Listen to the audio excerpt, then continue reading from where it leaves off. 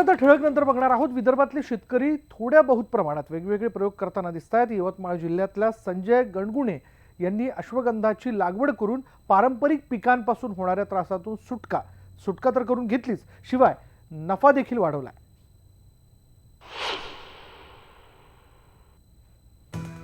यवतमाळ पासून अगदी 12 किलोमीटर अंतरावर असलेल्या रातचंदना गावात सध्या एका वेगळ्या पिकाच्या लागवडीची चर्चा सुरू आहे. कापूस आणि सोयाबीन उत्पादकांच्या पट्ट्यात अश्वगंधा या पिकाची लागवड करण्याचं नियोजन सुरू असून संजय गणगुणे या शेतकऱ्यानं हा प्रयोग यशस्वीही केला आहे. शेती 15 एकर आहे. आम्ही पारंपरिक जसं सोयाबीन, तूर, पराठी हेच लावत होतो. त्याच्यामुळे जसा काही तेवढं प्रतिसाद भेटत नव्हता. आज एक कंपनीवाले येऊन गेले आमच्याकडे, तर त्या कंपनीवाल्यानं आम्हाला थोडंसं मार्गदर्शन केलं का थोडं अश्वगंधा तुम्ही ट्राय करून बघा. मी म्हटलं आम्ही ते कधी लावलं नाही बा, पण आम्हाला लावायचं आहे. थोडंफार फार होईना पण लावायचं आहे. तर आम्ही जसं 2 एकरचा प्लॅन मी त्याच्याजवळून तयार केला, बुक केला. त्याच्याकडे ॲग्रीमेंट करून दिलं 2 एकर आम्हाला लावायचं बा. तशी मग आधी तयारी केली. बी वगैरे आणून दिले त्यानं कंपनीमार्फत. संजय गणगुणेंनी हा प्रयोग करण्यापूर्वी या पिकाची संबंधित कंपनीकडून सविस्तर लागवडी संदर्भातली माहिती घेतली. गेल्या वर्षी त्यांनी 2 एकरात अश्वगंधा लागवडीचं नियोजन केलं. या पिकासाठी त्यांना जवळपास 30,000 रुपये खर्च आलाय. कोणतंही रासायनिक खत किंवा कीडनाशक न वापरता त्यांनी या पिकाचं नियोजन केलंय. पहिले शेती करत होतो, कापसाचं पेरणी करत होतो. त्याच्यात आम्हाला 10-20 हजार रुपये एकरी वाचत होते. त्याच्यात आमचं भागत नव्हतं. त्याच्यामुळे आम्ही आता अश्वगंधाकडे वळलो. तर साधारणतः 70 हजाराचं एकरी उत्पन्न निघालं आहे. कंपनीवाल्यानं म्हटलं का आमचं 70 हजारापर्यंत जाईल. त्याच्यामुळे आता आम्हाला तरी असं वाटून राहिलं का समोर वाढवायची तयारी आहे बा. हल्ली सोयाबीन आणि कापसाच्या पिकातून फारसं उत्पादन आणि उत्पन्न मिळत नसल्यानं त्यांनी या पिकाच्या लागवडीचं नियोजन केलं. खरीपात झालेलं नुकसान भरून काढण्यासाठी अश्वगंधा आर्थिकदृष्ट्या फायद्याचं पीक राहील असं संजय यांना वाटलं आणि त्यांचा हाच आत्मविश्वास खरा ठरलाय. त्यांनी या पिकाची सेंद्रिय पद्धतीनं लागवड केली आहे. 2 एकर अश्वगंधा लावला. त्याला खर्च जवळपास 7,500 रुपयाचं बियाणं लागलं. 5-7 असा एकरी 15,000 रुपये खर्च आलेला आहे. 15,000 खर्च एकरी शेणखत टाकून पेरणी सोयाबीनसारखी केलेली आहे. खतं दिलेच नाही, फक्त शेणखत दिलं आहे. रसायन कोणतंच वापरलं नाही. फवारणी वगैरे कोणतीच केली नाही आहे. निवड म्हणजे सेंद्रिय खतावर तयार केलेले हे अश्वगंधा तयार झालेला. एकरी अंदाजे किमान 1 लाख रुपयांचं उत्पन्न मिळत असल्यानं या भागातल्या शेतकऱ्यांनी आता अश्वगंधा लागवडीचं नियोजन सुरू केलंय. आजूबाजूचे शेतकरीही या पर्यायी पिकाचा आता विचार करू लागलेत.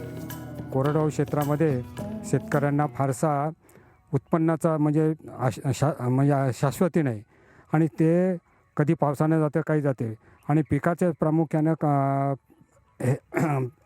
आपल्या पैशाची पिकं म्हणजे कपाशी आणि सोयाबीन हे पिकंसुद्धा शेतकऱ्याला परवडत नाही. आणि हे त्यामुळे आमच्याकडे हे जे संजयराव दानगुणे यांनी अश्वगंधाचं हे पीक यावर्षी घेतलं.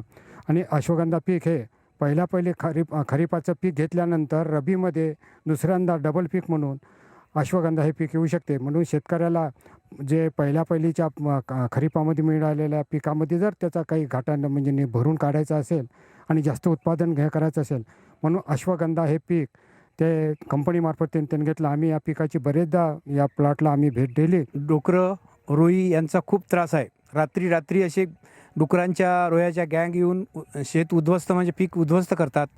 तर त्याला यांनी जे यावर्षी अश्वगंधा हे पीक लावलेलं आहे, यांना म्हणजे जनावराचाही त्रास झाला नाही आणि डुकरंही खात नाही आणि आपले गावठी जनावरही नाही. तर हे पीक एक चांगला पर्याय असं वाटत आहे.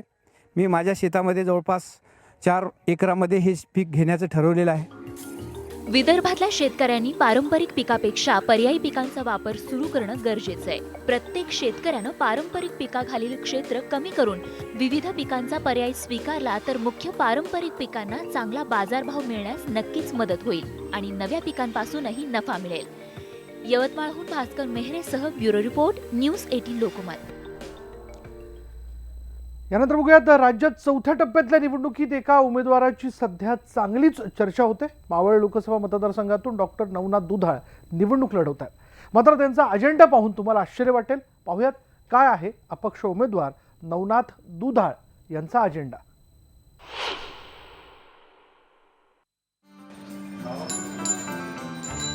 हे आहेत डॉक्टर नवनाथ दुधाळ. दुधाळ हे गायीची पूजा करताना दिसत आहेत. ही गाय म्हणजे त्यांचा अजेंडा आहे. देशी गायींचं संवर्धन आणि कॅन्सरमुक्त भारत हा डॉक्टर नवनाथ दुधाळ यांचा अजेंडा आहे. डॉक्टर नवनाथ दुधाळ टाटा मेमोरियल कॅन्सर हॉस्पिटलमध्ये शास्त्रज्ञ म्हणून कार्यरत होते. मात्र त्यांनी ही नोकरी सोडली. निवडणुकीच्या माध्यमातून देशी गायींचं संवर्धन करण्याचा मुद्दा त्यांना मतदारांपर्यंत पोहोचवायचा आहे. त्यासाठी मतदारांची थेट भेट घेऊन डॉक्टर दुधाळ जनजागृती करतायत. देशासमोर कॅन्सरनं मोठं आव्हान निर्माण केलंय. कॅन्सरवर मात करण्यासाठीही दुधाळ यांच्याकडे अजेंडा आहे.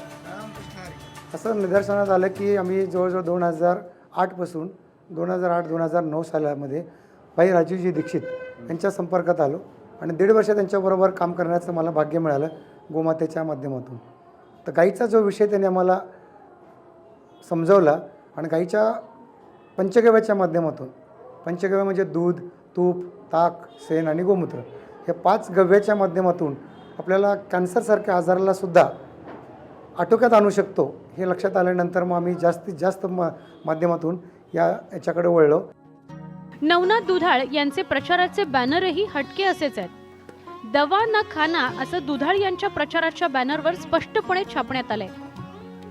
स्वदेशी वापरा, शेतकरी आणि देश वाचवा, विषमुक्त अन्न खा आणि निरोगी राहा, पंचगव्य योगचा वापर करा असे संदेश दुधाळ यांच्या प्रचाराच्या बॅनरवर पाहायला मिळत आहेत. मावळमध्ये बिग फाईट होत असताना हा अनोखा उमेदवार आणि त्याचा हा प्रचार कार्यकर्ते, मतदार यांच्या पसंतीला पडतोय. डॉक्टर दुधाळ यांनी मांडलेल्या मतांवर अनेकांनी सहमती दर्शवली आहे. हो, पाठिंबा द्यायलाच पाहिजे ना, कारण तो मुद्दा तसा आहे. हा जो मुद्दा आहे ना, हा देशाकरता आहे, एकट्याकरता नाही. तो एक किंवा एका जिल्ह्याकरता, तालुक्याकरता असं नाही आहे. तो हा देश वाचवायचा जर असेल ना, तर देशातले शेतकरी आणि गाई, घोडं, बैल ही सांभाळणं हे त्याचं कर्तव्य आहे. पंचगव्याच्या माध्यमातून देशी गाईचं दूध असेल, तूप असेल, ताक असेल, दही असेल, गोमूत्र असेल, शेण असेल, या जी काय गोष्टी आहेत, निविष्ट आहेत, ती गाई जी पंचगव्य देते हे आपल्यासाठी अमृत देते. आणि या मुद्दा आम्हाला समाजासमोर आणायचा आहे. पटला आम्हाला तो, ते समाजासमोर आणतायत, ते आम्हाला उपयोगीचं आहे. लोकशाहीमध्ये प्रत्येकाला आपली मतं मांडण्याचा आणि निवडणूक लढवण्याचा अधिकार आहे. हाच अधिकार वापरून डॉक्टर नवनाथ दुधाळ त्यांचा अजेंडा मतदारांपर्यंत पोहोचवतायत. आता मतदार निवडणुकीत दुधाळ यांना कसा प्रतिसाद देतात हे निकालानंतर स्पष्ट होणार आहे.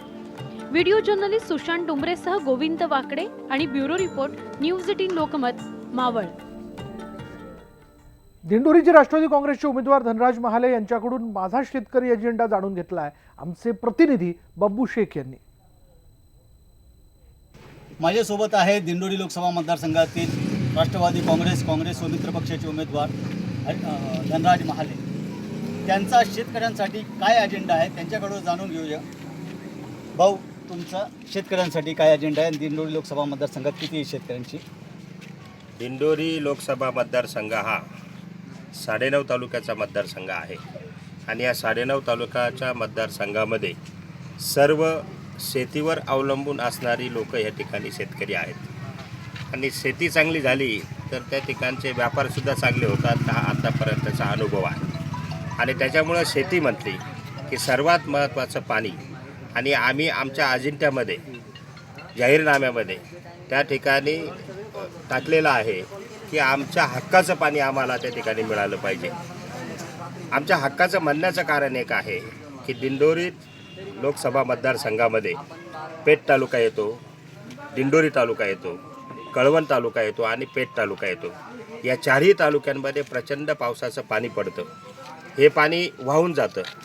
आम्ही एवढंच पुढच्या काळामध्ये करायचं आहे की जेणेकरून हे पाणी अडवायचं आणि हे पाणी दिंडोरी तालुक्यातल्या धरणांमध्ये घ्यायचं, काही कळवण तालुक्यातल्या धरणांमध्ये घ्यायचं आणि हे पाणी पुढे मग नांदगाव असेल, मनमाड असेल, येवला असेल, निफाड असेल, या मराठवाड्यापर्यंत हे पाणी पोहोचवणं. आणि खऱ्या अर्थाने हे पाणी मिळाल्यानंतर या ठिकाणी शेतकऱ्यांना चांगला दिलासा मिळणार आहे. त्या कामी आदरणीय माजी पालकमंत्री छगनजी भुजबळ साहेब यांनी मांजरपाडा प्रकल्प आणि वळण योजना ह्या सुरू करून आणि ह्या पाण्याचा फायदा कसा होतो हे दाखवून दिलेलं आहे.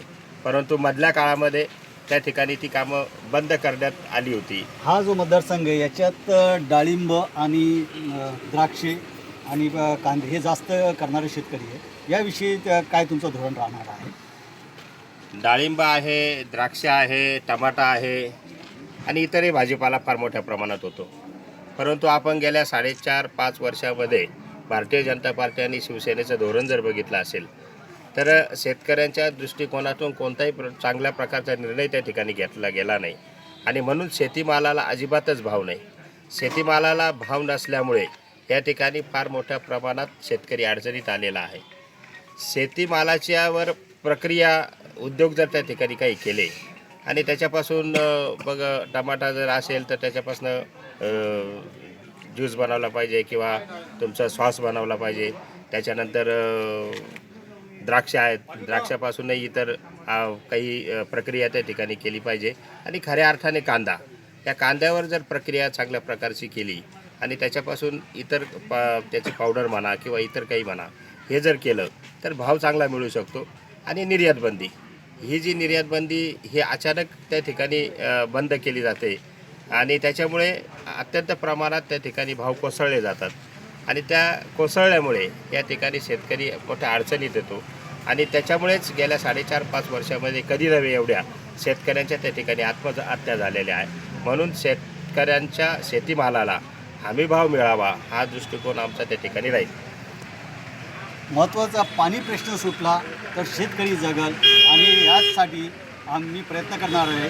जे पाणी आहे ते अडवून शेतकऱ्यांपर्यंत कसं पोहोचल यासाठी प्रयत्न करण्याचं धनराज महाले हे सांगतात. अबू शेख, न्यूज 18 लोकमत, नांदगाव.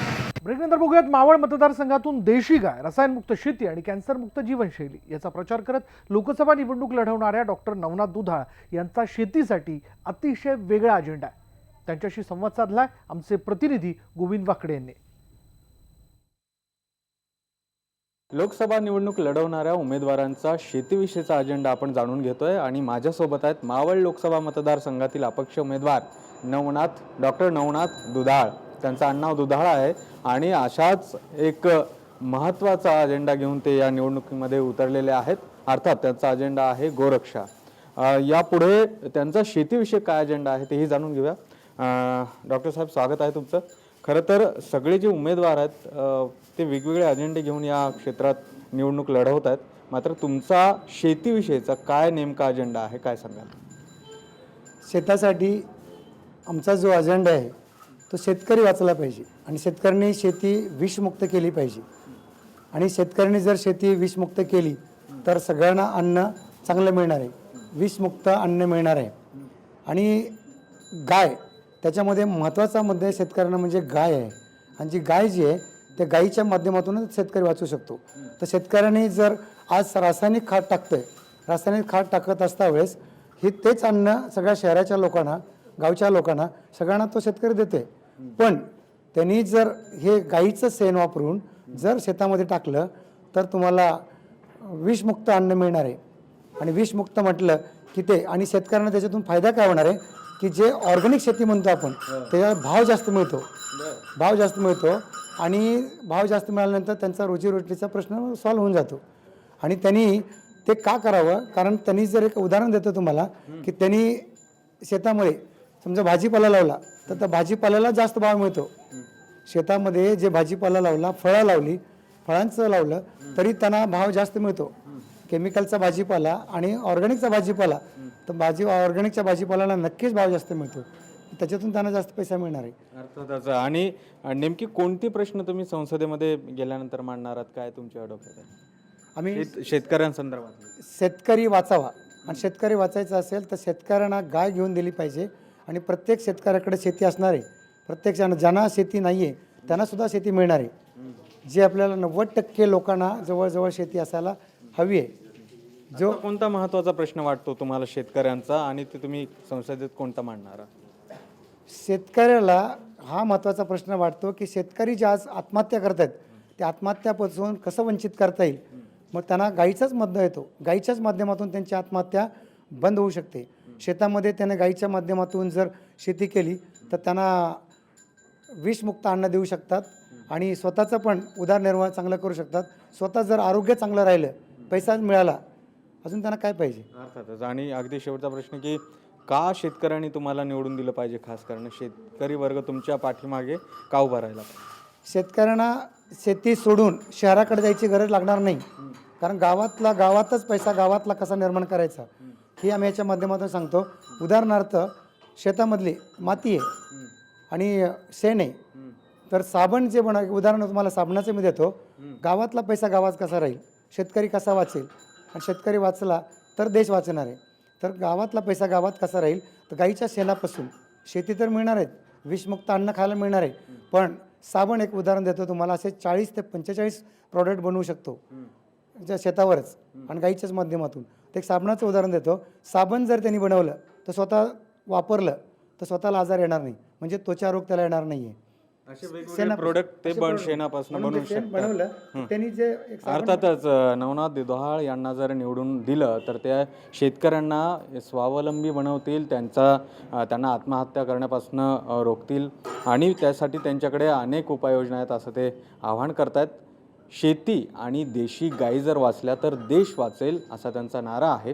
बघूया या सगळ्या त्यांच्या अजेंड्याला शेतकरी आणि मतदार कसा प्रतिसाद देतात. व्हिडिओतून सुशांत डंबरेसह गोविंद वाकडे, न्यूज 18 लोकमत, मावळ. ब्रेकनंतर बघूयात बुधवारी महाराष्ट्रातल्या काही महत्त्वाच्या बाजार समित्यांमधल्या महत्त्वाच्या शेतमालांचे बाजारभाव. कांद्यापासून सुरुवात करूयात. खेडमध्ये कांदा जो आहे तो किमान 6 रुपये किलो तर कमाल 11 रुपये किलो. टोमॅटो जो आहे नागपूरमध्ये किमान 13 रुपये किलो आणि कमाल 16 रुपये किलो. वांगी खेडमध्ये किमान 15 रुपये किलो आणि कमाल 25 रुपये किलो.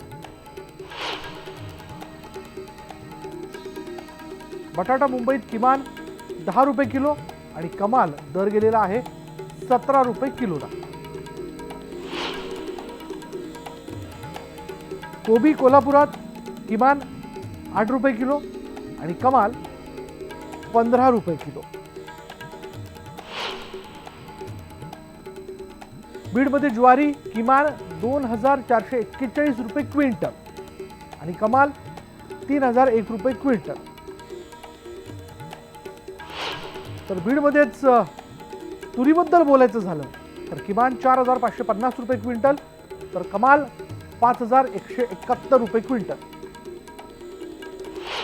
कारंजामध्ये गहू त्याचे दर जर आपण लक्षात घेतले तर किमान 1770 रुपये क्विंटल तर कमाल दर गेलेला आहे 2050 रुपये.